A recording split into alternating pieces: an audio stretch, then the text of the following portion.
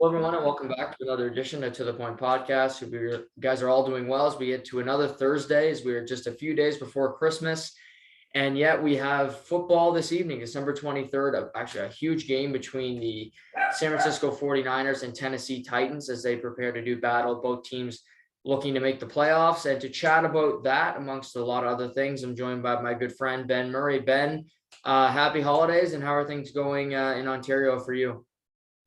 Thanks, Jug. Thanks for having me back, and same to you. Happy holidays, everyone. The more that time passes, the more things stay the same. So I wish I could tell you I'm up to a lot of fun activities, but unfortunately can't do a whole lot. So watch football. That's about it.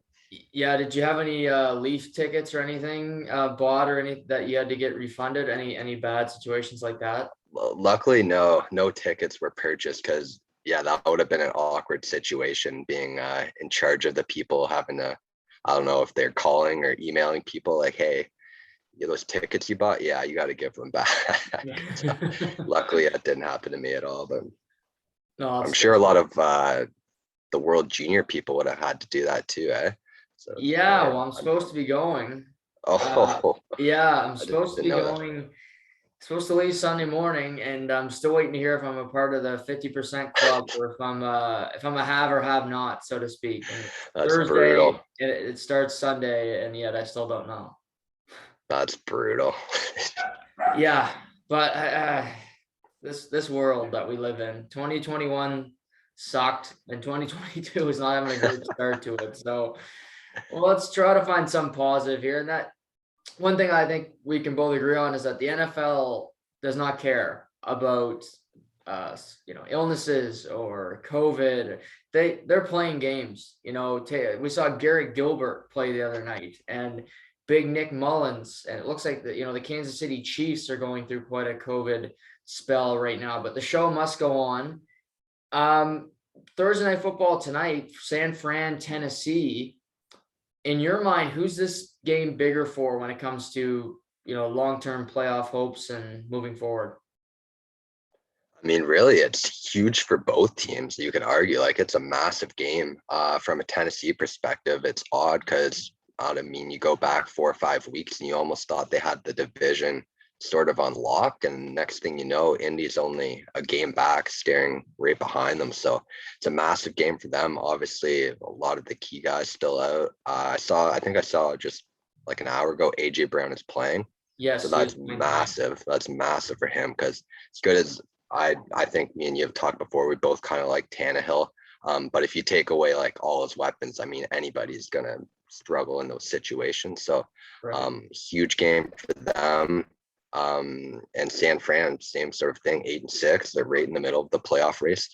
They've been playing real well lately, and Jimmy G, ups and downs, some good, some bad, but the run game, I mean, Kyle Shanahan's always good at dialing up some creative run stuff, and Tennessee has a good run defense, so it's going to be a really good game tonight, I think, and really there's no way to put it like it's huge for both games. I don't know if you have an opinion if it's bigger for one team or not, but it's tough to say. Yeah, I mean, Tennessee, if they lose tonight, they'd be tied with the Colts. If the Colts have a tough game this weekend against Arizona, but Arizona's been in a bit of a funk, losing to Detroit last week, really getting destroyed by Detroit. But yeah, I agree. Indy I view as a much more viable playoff threat, especially without Derrick Henry. I think obviously I don't trust Carson Wentz. I trust COVID to shut down before I trust Carson Wentz to make a really big play in an important moment. But Jonathan Taylor is the new Derrick Henry. He's I think he's the MVP of the league right now. If I predicted Brady would win it, but Brady, we'll talk about his play last weekend, wasn't exactly 2007 prime Tom Brady. But if Tennessee can win, New England has Buffalo this weekend. And we're talking about seeding here. Kansas City's going through a wave of COVID. Tennessee could end up being a wild card team, or even they still have an outside chance of getting the 1 seed because New England and Kansas City have some tough games down the stretch. And if it's Mahomes throwing to Byron Pringle and Noah Gray, that's a hell of a lot worse than obviously Travis Kelce and Tyreek Hill. The playoff race is insane. I can't think of a recent year where it's been this late in the year and so many teams are still in it. I mean, like, I don't know how many games separating, like 1 through 8 or 9 or 10, whatever in the AFC, but it's a mess. I don't think has any team clinched yet. I don't The think only Kansas team City's is gone. Green Bay. They clinched Yeah, the and AFC North. That's it. that's pretty crazy. So it's like an exciting finish. And I mean, it sucks that COVID is going to play probably a part. And hopefully, we don't want to see it obviously ruin one of the team's chances, but it's a very real possibility, unfortunately. Yeah, looking at the AFC, the top, but obviously Kansas City occupies the one spot right now. They've won 7 in a row. Right behind them are your Patriots, and they last Saturday they had a slow start, and you saw a block punt for a touchdown, which I'm sure made Bill Belichick just lose his mind to see his special teams end up costing him the game, really. But they played the Bills again this weekend. And just 3 weeks ago, they had that game where Mac Jones threw 3 passes. They ran the football. We don't expect the same conditions in Foxborough this weekend.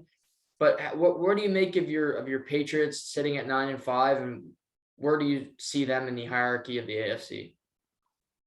Yeah, I mean, again, it's so tough. Like the defense at this point, I'm sold on their defense. The defense is great, and I don't expect anything less going week in and week out. But it's the offense. It's not like I know Mac Jones was getting some criticism, like he threw his first red zone interception last week and yada yada. But I mean, it's going to happen. He's a rookie quarterback. He's not going to go his entire career without throwing one. So I am a bit more nervous about the offense. Damian Harris still out, and then Ramondre Stevenson, he might not even be available this weekend. He's been out with an illness, so not sure what his status is. A bit more concerned about that offense because we're not going to be able to run it 95% of the time on Sunday. We're going to Yeah. need Mac to make some plays, and I think Buffalo's offense will obviously they won't be dealing with that crazy win, so they're going to be able to put up a few more points. So a little bit nervous going into this game because Buffalo they're 1 game back, and the craziness of the way the AFC playoffs are right now in New England, like they can go from 2 to 6 or 7 like Yeah. very quick. So we'll see. Yeah. I think they can win this weekend, but I'm a guy that likes to defend Mac Jones too, because I think it's look at every other rookie quarterback. They all stink. And I don't think they all suck, but like I'm a Justin Fields fan, but he has his warts. He fumbles the ball way too much. And that's Matt Nagy, aka Matt Gase, as I like to call him. Doesn't help him either because he tries to get him killed. Look at Trevor Lawrence. I mean, I give him credit for handling the Urban Meyer situation as well as he did. I mean, he had to be the mature adult when the 57-year-old was kicking people and, calling everybody losers. We could go through the rookie, Trey Lance hasn't played. He's had the luxury of sitting behind, porn star Jimmy. But I like Mac. I like the Patriots. I mean, I don't know what happened to Bill Belichick when he apologized to the media this week. That was alarming. I was like, is this like Matthew McConaughey in that movie? What I forget that stupid movie he was in. Oh, I guess they're all pretty bad, but that one he's in with all the different women that come and see him. So I don't trust the Bills, Benny, because I want to like the Bills. I like Josh Allen, but they still can't run the ball. And it just seems like, last week they should have crushed Carolina. Carolina was terrible, but it still was a game late into the third quarter. Yeah, anytime you're letting a team with Cam Newton as the starting quarterback just hang around, like it's not good. I agree.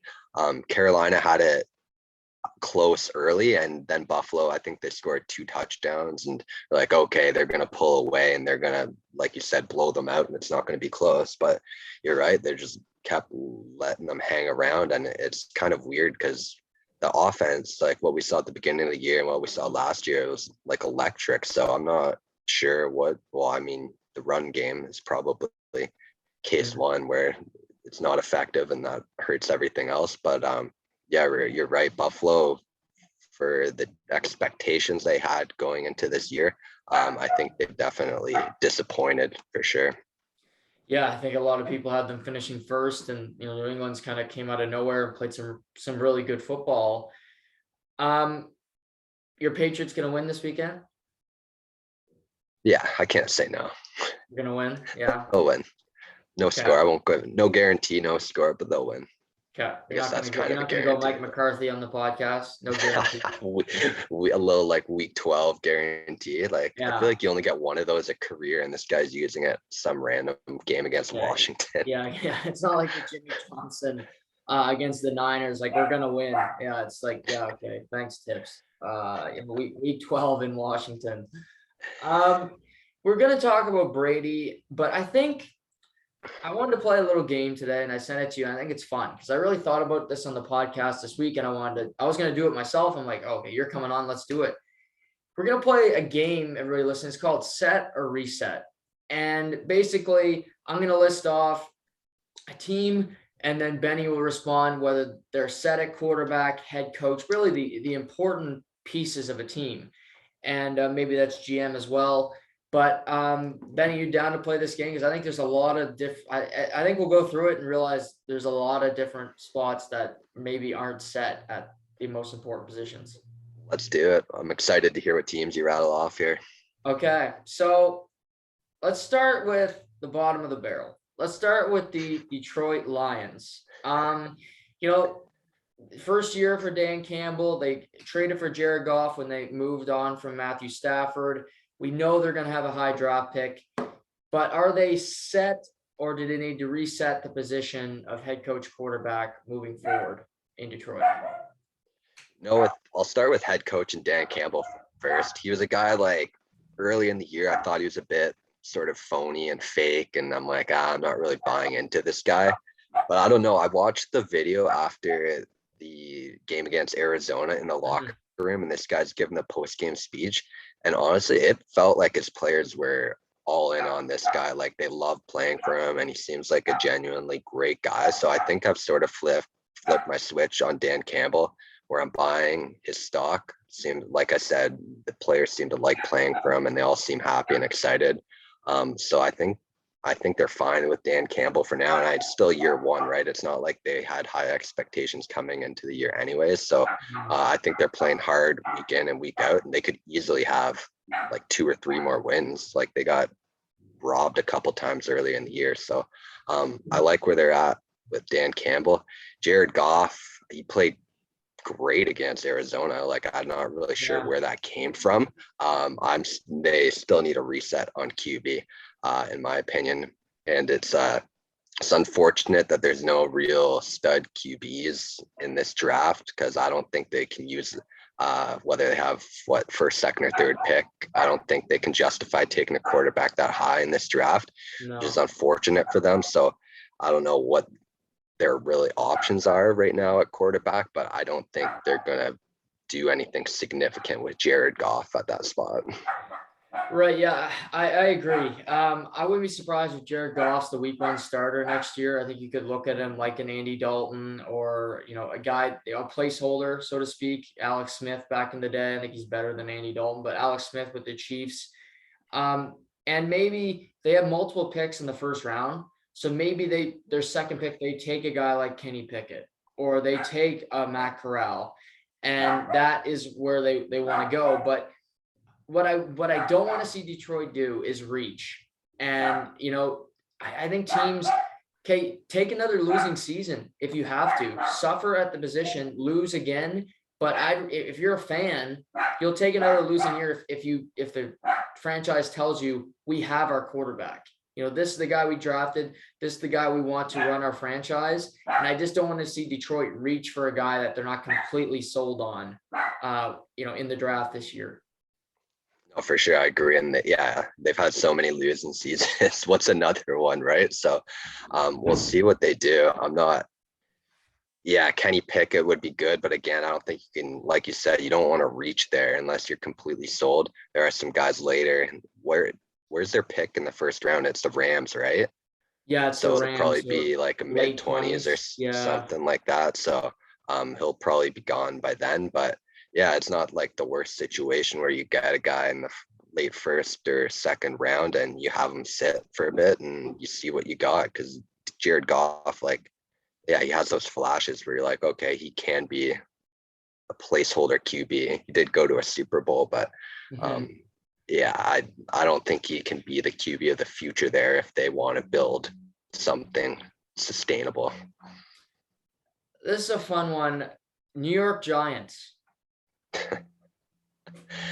Oh, I think, yeah, they got to reset. Danny Dimes, I mean, he's had his opportunities. And obviously, injuries have hurt him this year. He's out the rest of the year. So you never like to see injuries take that chance away from people. But I mean, from everything we've seen from him the past couple of years, like, I don't think he's made any huge strides. He's still a turnover machine. Um, when he uses his legs, he can be effective, but I just haven't seen enough there for him to justify keeping him around. And sort of the same with Joe Judge. Like, I don't know. I feel like he is similar to what I said about Dan Campbell. Some of the stuff he does is a bit like fake and phony. I think story came out in training camp or something where he's making them run or suicides. I don't know, something stupid like that. But again, he has had his chance the last couple of years, and I haven't seen them make any strides, and he hasn't developed Danny Dimes at all. So I think that's the most important thing, really, when you draft a QB as high as you do, is you want to make sure he's developing, and that hasn't happened. So I think they need a full on reset in New York. Yeah, yeah, I think top to bottom, obviously fire Dave Gettleman, because he's a dead man walking. And Joe Judge, he tries too hard to be Belichick. Like, he should have seen Matt Patricia in Detroit and just said, okay, this doesn't work. Like, Belichick can get away with being an asshole because he's Bill Belichick and he's got rings. Joe Judge, you coach special teams there. They hardly know your name. And like you said, making them do suicides, didn't put their last name on their jerseys in training camp, which is so like amateur hour. Like, he needs to go. They need to hire. And then, since entering the league 3+ years ago, Danny Dimes leads the NFL in turnovers. He just loves to fumble the ball. I mean, that's just something he's a masterclass in, is fumbling the football. And I want to throw this by. Obviously, it's New York. It's about, the Big Apple. It's a big deal. They're not the Giants are a bigger deal than the Jets. Maybe some people would argue that, but Giants have had success over the last couple decades. What about Russell Wilson coming to the New York Football Giants and being the quarterback of the future / the present for this team?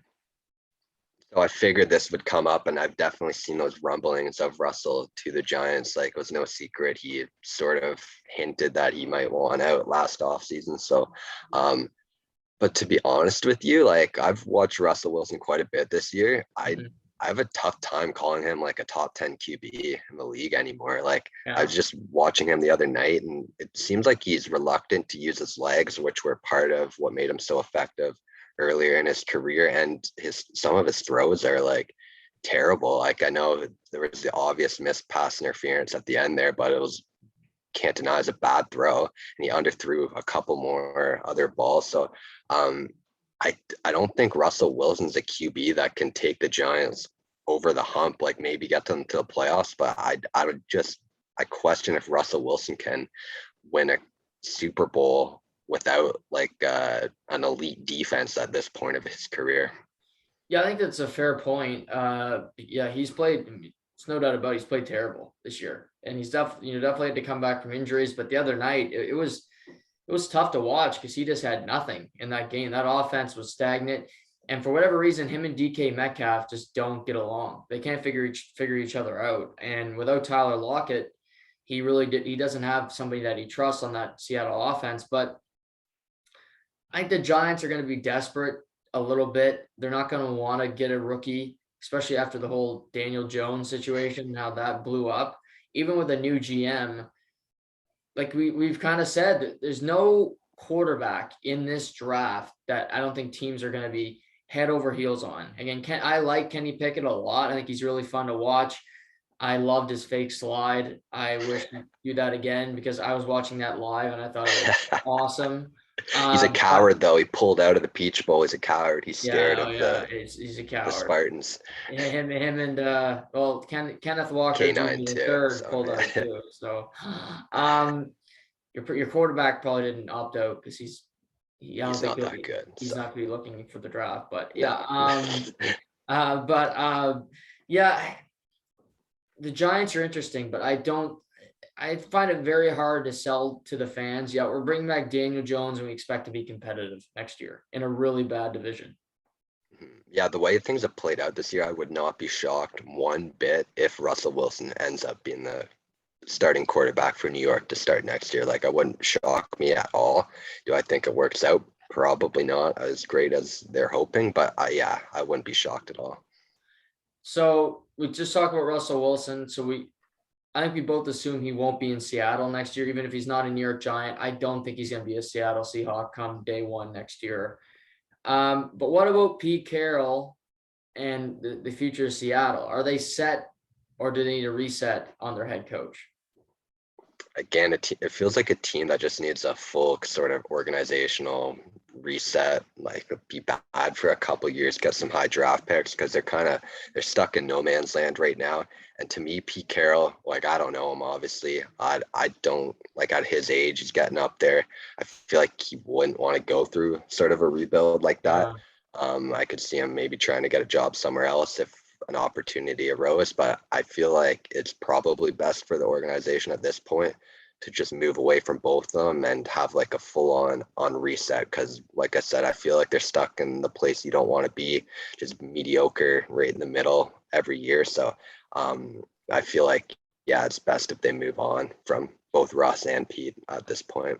Yeah, I mean, that Jamal Adams trade looks worse and worse every day. The 2 first rounders go to the Jets. He's out for the season. He hasn't exactly been great in Seattle. Pete, like I said, he's 70 years old. I still think he'd want to coach. And he's had a ton of success. I mean, he never misses the playoffs in Seattle, and he's won multiple division titles. I think a team would give him a look. I think also he might, I think there's still potentially some building blocks and some dominoes that are going to fall when it comes to college guys getting head coaching jobs in the NFL. So would Pete Carroll take a peek at a college job? I mean, obviously he can't go back to USC, but we seen Deion Sanders. He can flip guys recruiting. Pete Carroll's got that. He's running down the sideline. I mean, I like him. I'd want to play for him because at least he cares. I think that's something you could say about Pete Carroll. So maybe maybe he ends up back in college where he had a lot of success as well. No, I totally agree. Pete Carroll, he seems like a great guy and a guy that could sell me on anything. It was funny. I was watching with my dad the other night, and he's like, I don't think Pete Carroll ever stands still. Like, he's just constantly up and down the sideline, chewing gum, going both ways. He seems like a guy for sure the players love, and that could flip a recruit easy. So I kind of like that idea. I wouldn't be surprised by it either. Chicago Bears. Get their staff, management, everybody gone ASAP. That's the easiest call of all time. Nagy, see ya. And I think would you agree it's only pride holding them back from firing him now because they've never fired a coach in mid-season or whatever, and they just don't want to ruin that. Yeah, they don't want to ruin their reputation. So yeah, that's the only thing. His days are very numbered, and same with his pace. So I think they're both gone. Justin Fields, I mean, he's shown flashes. He's looked good, and I still think he's a guy that you bring in a new coach and can come along nicely. So yeah, you definitely don't need to reset on the quarterback position with Fields, but in terms of a coach and management, yeah, the writing's been on the wall for several weeks now. So that's a massive reset there. Yeah, they need. I totally agree, and they get blamed. Ryan Pace deserves blame for moving up to draft Mitchell Trubisky with the second pick. Maybe Mitch could have been a really good quarterback, but Deshaun Watson was sitting there, who had just been to back-to-back national. If you didn't want to draft Patrick Mahomes, okay, I get it. I didn't think he'd be this good, but Deshaun Watson looked pretty damn good in those back-to-back national championship games. But no, let's take this kid in North Carolina who's playing in the John Deere Tractor Bowl, and also Matt Nagy never wanted to coach him. I feel bad for Mitch in a sense because he just didn't want to coach him that much.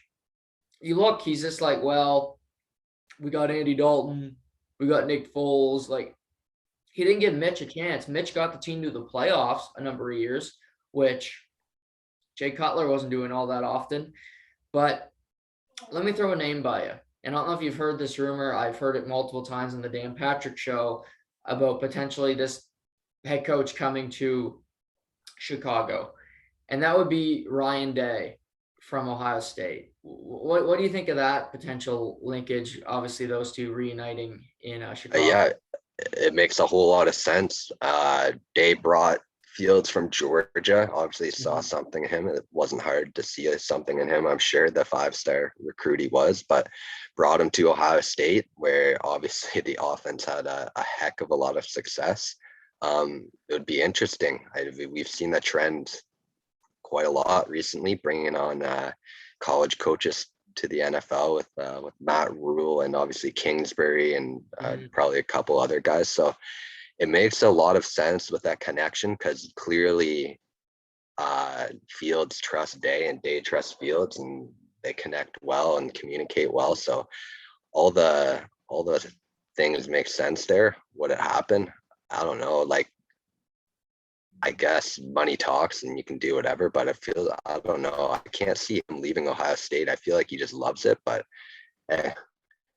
who knows? Yeah, he might want to win a national championship before he goes to the NFL. And obviously you have a chance to do that every year. Taking the Bears job is like, moving from potentially getting a title, living in Beverly Hills to moving to Detroit. I mean, you're freezing, low income neighborhood. I mean, it's not exactly, Eminem still lives there, but he doesn't live where he used to live. He's got a nicer palatial estate in the outskirts. But I think it'd be interesting. I'd love to see it, because then I think there'd be a lot of dominoes like I just talked about. I think, my boy, the Cincinnati head coach, I think might take that job, Luke Fickell, because he's done something nobody's ever done, getting a non-Power 5 school to the Final Four, which will take place a week from tomorrow. But Ryan Day would be interesting. I think another guy, and I don't see him leaving because he had such a good year this year. But what about Jim Harbaugh? Yeah, I don't like that guy at all. So Yeah. I wouldn't be mad if you went there and they sucked. I wouldn't hate that. I can see him though going back to the NFL. I think, well, I don't know. I hope he doesn't get that national championship at Michigan, but obviously that's what he's going for. But I think he proved a lot of people wrong this year that had sort of doubted him and almost written him off in a way. So I think now that he's proved sort of a lot of people wrong, he would be open to move back to the NFL, but it would certainly be interesting. I don't see it happening, but yeah, you never know. Well, that's off topic before we get back to another team, but what do you make of the transfer portal? Do you like it or no? It's out of control. I like it in some situations, but I hate it in some situations. I think the perfect example of the best situation was Michigan State's starting quarterback last year, Rocky Lombardi. Yeah. Like, he was not good, but he went to the transfer portal and he transferred to a MAC school, Northern Illinois, became their starting quarterback, and they won the MAC. I think it was the perfect sort of situation where he wasn't quite good enough to play against the elite Big Ten teams, but he goes to a lower sort of caliber school and plays well.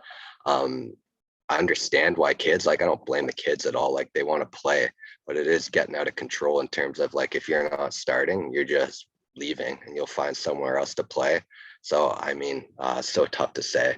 Like, in some, it's very situational. What I don't like is, say you're a backup, I can see why you're transferring. You have one career, but like a guy like Bo Nix, who played 3 full years at Auburn, he transfers to Oregon. I don't get why. Like, you've been playing every game. You're going to a new school. Like, I just don't understand that. These certain guys, like Spencer Rattler, I can appreciate that because we've seen Justin Fields transfer. He won a Heisman. Baker Mayfield transfer. He won a Heisman. So it does happen, but for guys that like a Bo Nix who started all the time at Auburn, I don't know why you're leaving that school to go to the Pac-12.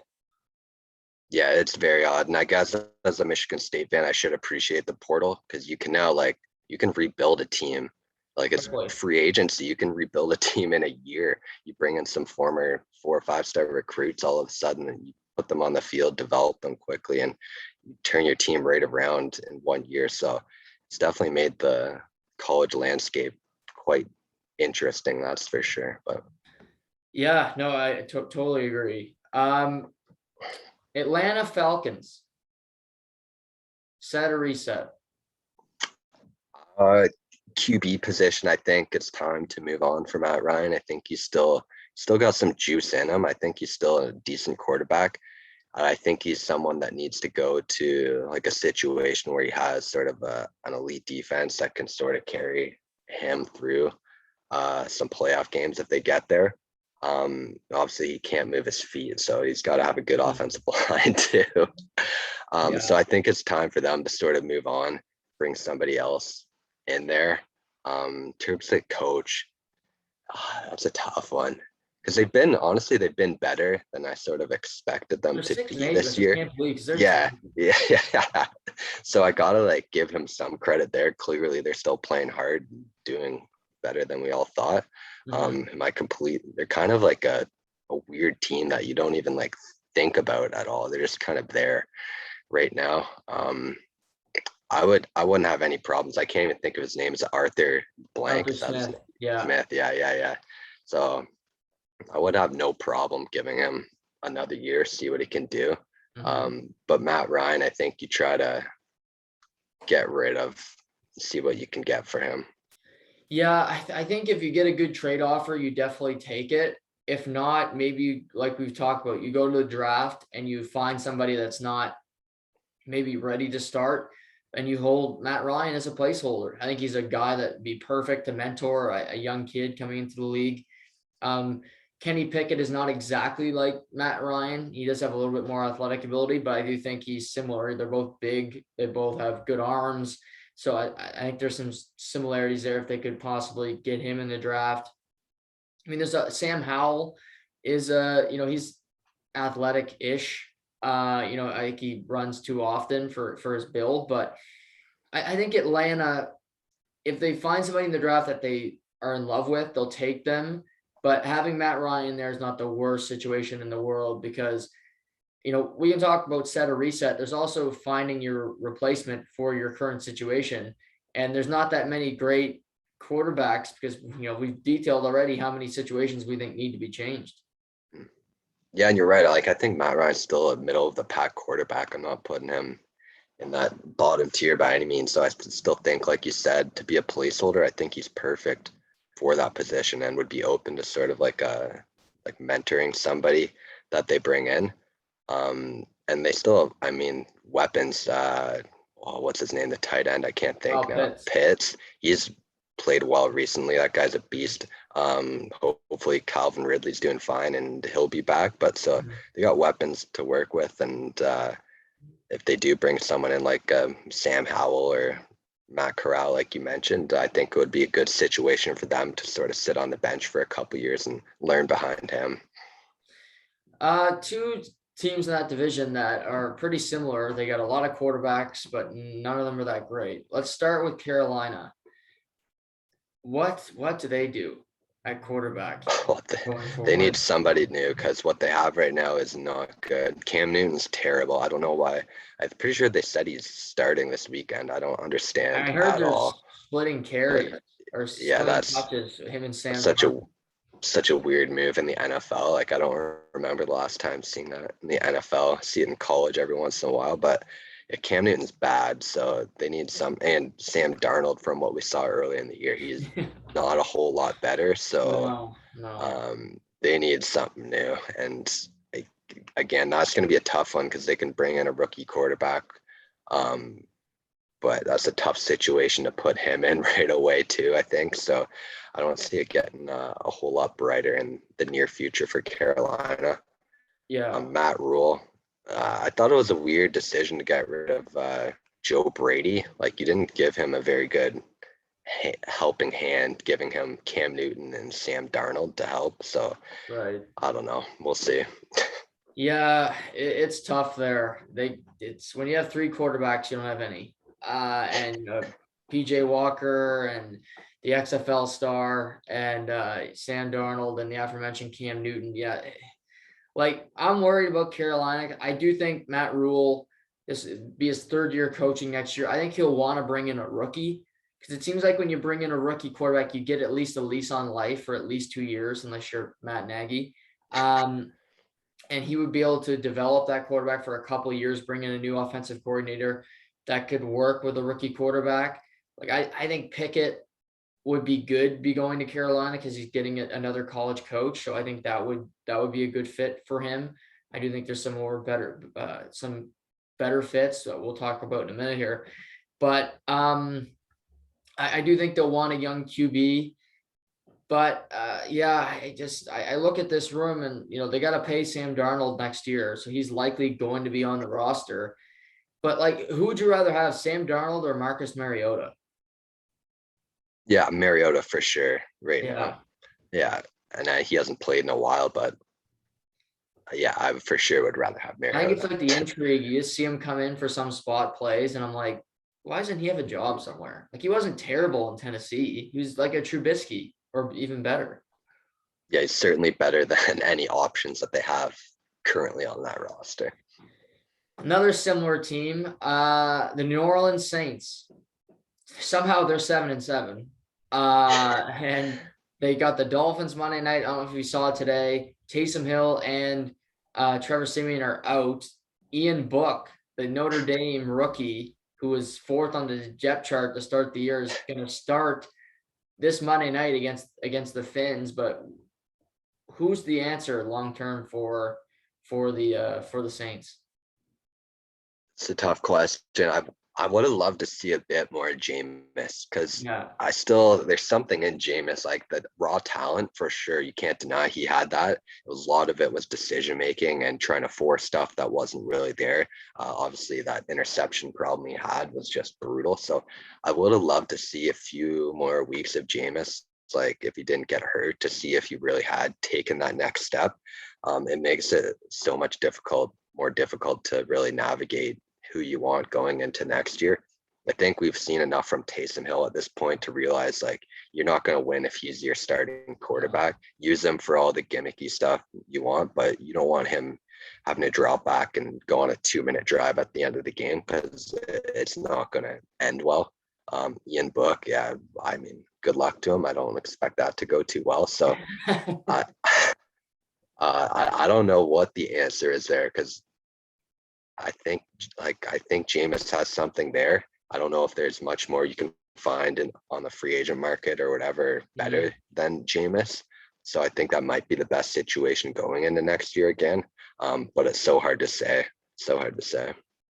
Yeah, I'd bring Jameis back on another 1-year contract, another prove it deal.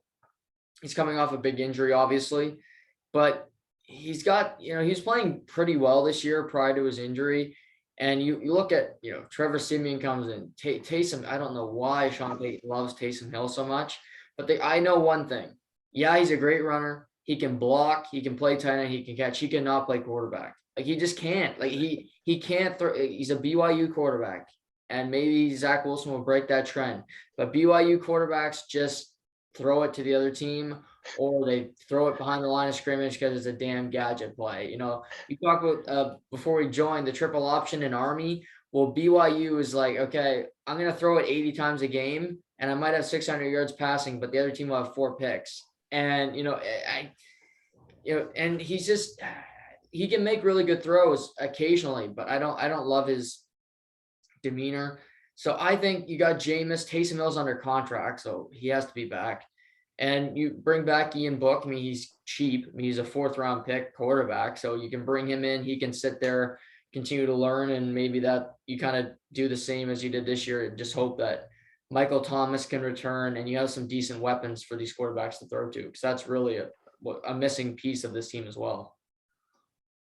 Huge, yeah. Like, their defense for sure has carried them throughout this year without a doubt. It's probably, you could argue for sure, been the best defense all year. So they're still in the playoff hunt, which is crazy. There's a lot of teams still hanging around. It's like, really, you're still around. So it'll be interesting to see how it all plays out. That'll be an interesting game, because that's big for the Saints, big for Miami. Yeah.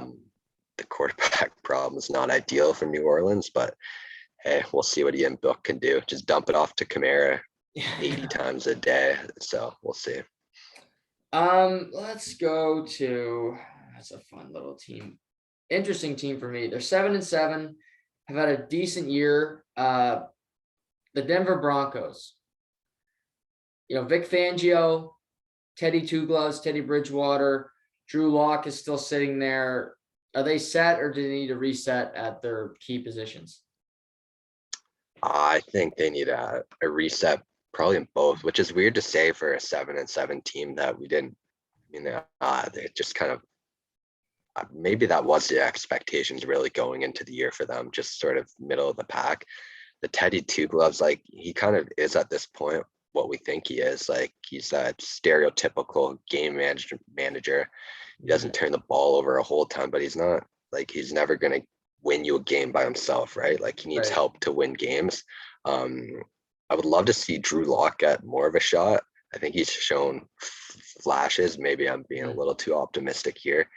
Big arm, likes to turn it over, likes to make bad throws, but there are some flashes there. And I don't know what Teddy's status is. Maybe we are getting the Drew Lock show this weekend. I think he's going to start because I think Teddy's got a concussion. Yeah. So we'll see what he can do there. And then Vic Fangio, this kind of, it just feels like time has sort of worn out on him. He's been given a pretty good defense for most of his time there and hasn't really made anything of it.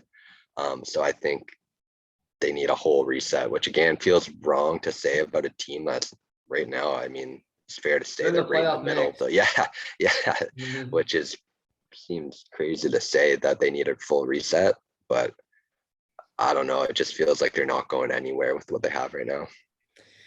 Yeah, they definitely need a new quarterback for sure. And I think, Vic Fangio's a good coach. Obviously, they beat the Cowboys this year. They blew them out. That was an impressive win. But then there's games you look and you're like, how did you lose this game? And Bridgewater, like, it's just game managing. He won't take the big risk to get you back in the game. And you look at their weapons. I mean, Cortland Sutton, Tim Patrick, Noah Fant, the two run, Javonte Williams from UNC, Melvin Gordon's had a resurgence, Jerry Jeudy. And all that being said, they got tons of weapons. Even after losing Von Miller, their defense has shown up. Like they play hard. They're still a very good defense. And I look at this team.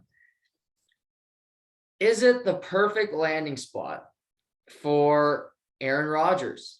And we've heard forever that he might want to leave Green Bay, and the guy's full of smoke and mirrors. I think the guy has more bullshit than than a cow farm.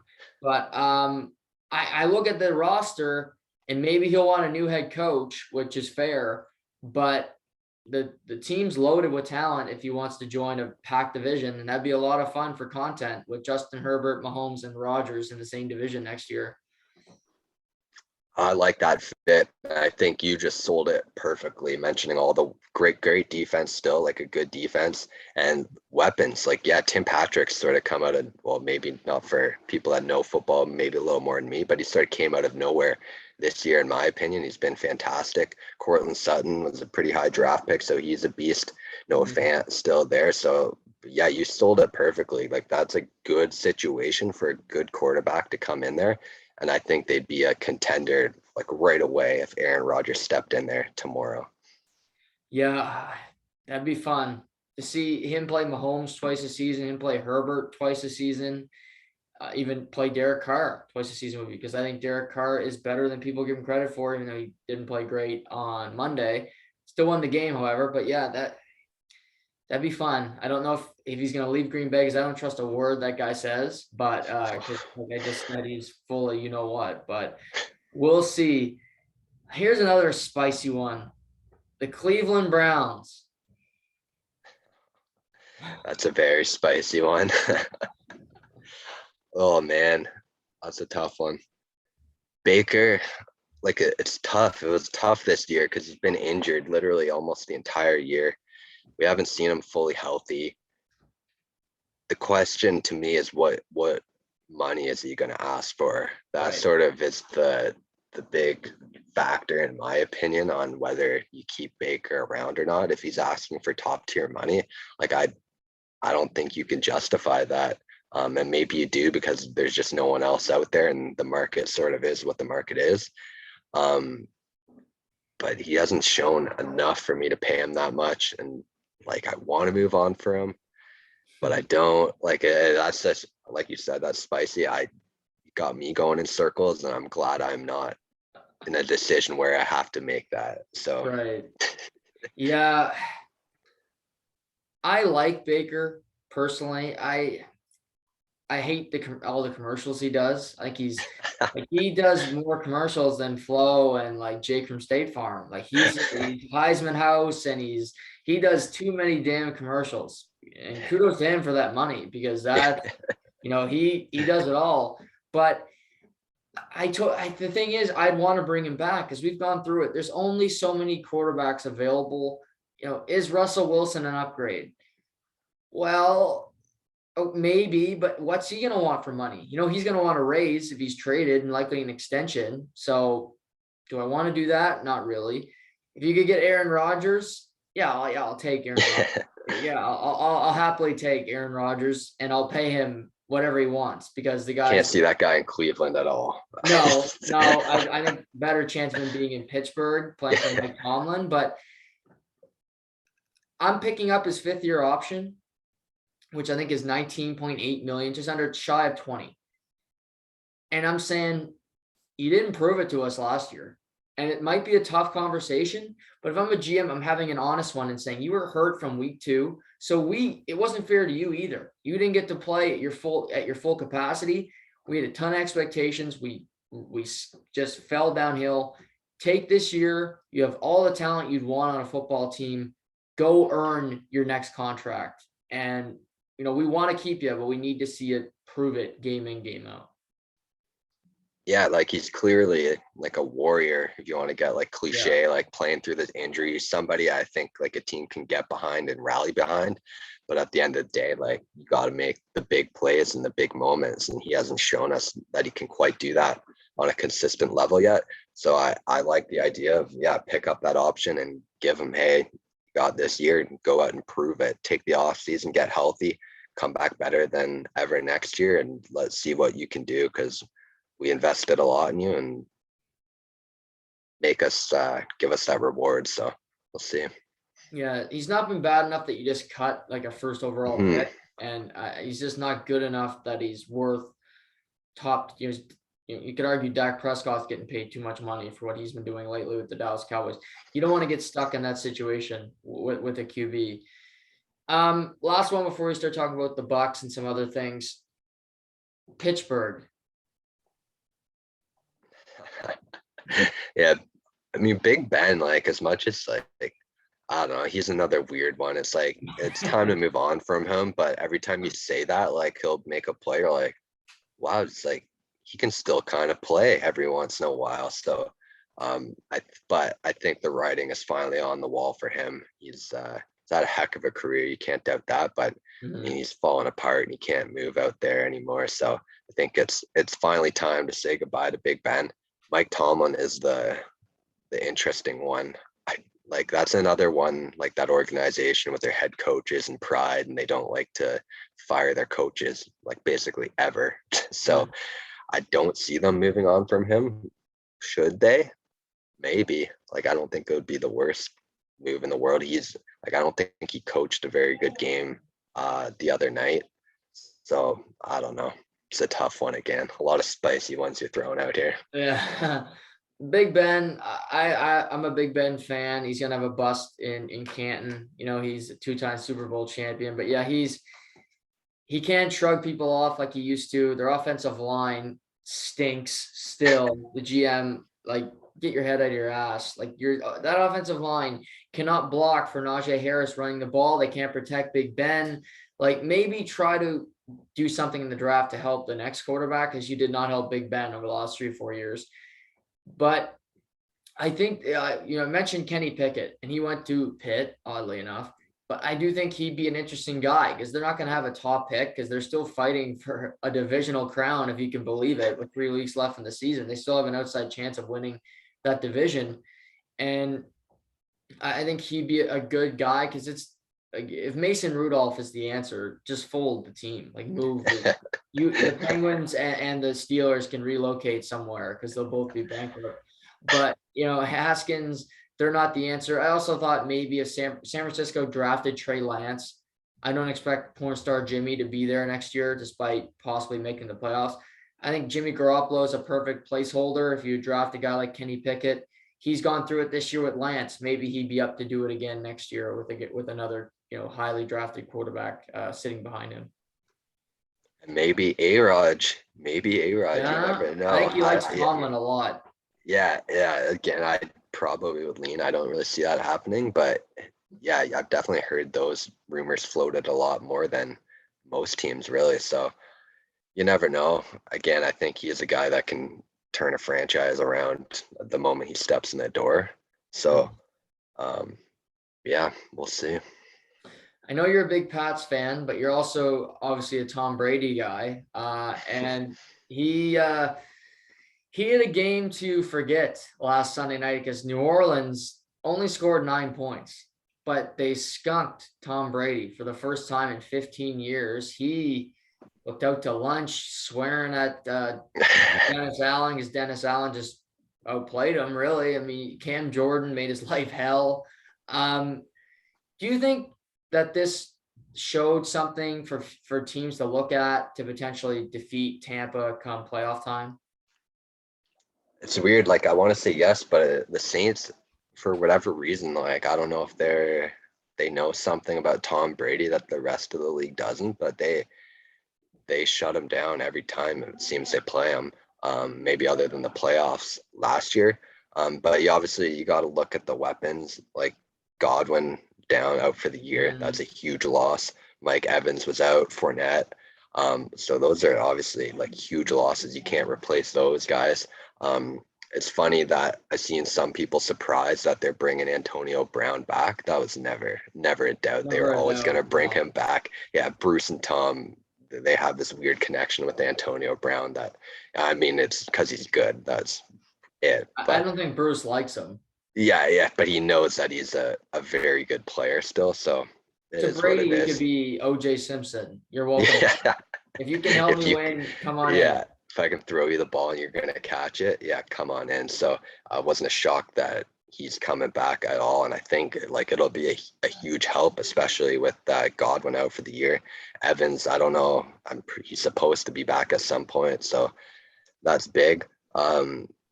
I'm not too overly concerned with it just because we have seen this before against New Orleans for whatever reason. And their defense, give them credit, like they're one of the best defenses in the league by far this year, the past couple of years, really. So I wouldn't be concerned about the Bucs. I think they're still a contender for sure.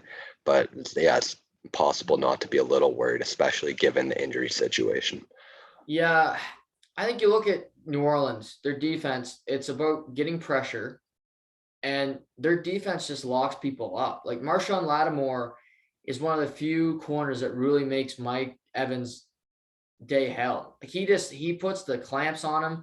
Marcus Williams is elite. Demario Davis, Tom Brady being acknowledged, said that guy's a baller, and he is. Cam Jordan just loves to feast on Tom Brady's skin. But Davenport and Jordan made that offensive line, which is normally great, look perfect. So I look at the teams that are with them. Green Bay doesn't exactly play the same way as New Orleans. They don't get consistent pressure. They're more about, dropping back, coming with three rushers, seeing what happens, but they don't have exactly physical corners like a physical defense. The one team that really came to mind for me, I want to say LA, but I've seen their defense be so weak, and my team that I'm thinking of is the Dallas Cowboys. And you look at Gregory, you look at Parsons, you look at DeMarcus Lawrence, that front could cause Tampa some problems if they potentially met in the playoffs. Anthony Brown and Diggs aren't Lattimore and Williams, but that front could potentially do some of the things that New Orleans did to Tampa on Sunday night. For sure, Dallas is a weird situation where coming into the year, if you told me that we'd be worried about their offense, not the defense, like I'd be like, what? Their offense should be firing on all cylinders, and the defense is the main concern. But it's the other way around right now. Their defense, like they've been getting respect, but they've been playing great. Like they've had 4 turnovers, I think, the past 3 or 4 games. Like they've just been playing at an elite level, and I don't expect them to sustain that by any means. But you got to start giving them credit eventually. Like you said, they're getting pressure up front. Diggs is just a pick machine back in the secondary.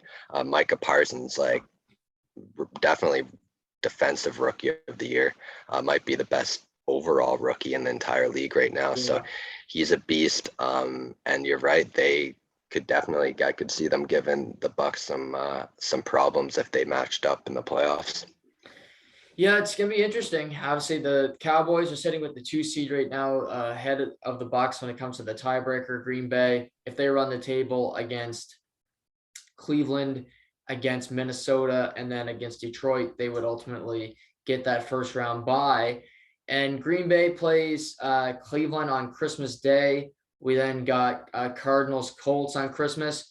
I'm happy. 2 really good games for the NFL that they put on the Christmas slate, Benny. Yeah, it feels like their primetime games they've been, well, other than Chicago, Monday nighter. Why is Chicago back-to-back weeks? Yeah.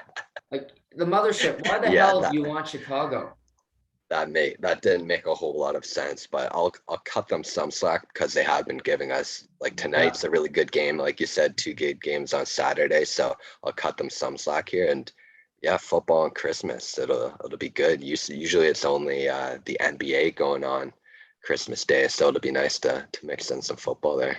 How pissed is the NBA that the That NFL is lined up like, on. maybe we'll dabble in the Christmas Day. Yeah, they're rattled for sure. Some good football on Christmas. Before we wrap today, couple questions for you. 1, who's the MVP of the NFL? And 2, what bowl game in college football are you most looking forward to watching? NFL MVP. I won't go out on a limb here. I like the Johnny Taylor pick that you mentioned earlier. Yeah. I respect that a lot, but it's just a quarterback's award, and I feel like that's just the way it is at this point. You got to go with the chalk here. I would go Aaron Rodgers is probably the MVP at this point in time. Really not going out on a limb there. Right. Bowl game. I don't know. The Peach Bowl, not really. My team's playing in that, but like you said, the 2 best players in that game have already opted out. Trying to think. Semifinals. Like, I'm very curious to see Cincinnati and Alabama. That matchup is very intriguing. I would not be surprised if it's an absolute blowout at all. I'll list off a few for you because I threw that one just. Yeah, there's too many. Oregon, Oklahoma. That's a sneaky good one. Yeah, I don't mind that. 2 underachieving teams. Yeah. How about Baylor, Ole Miss?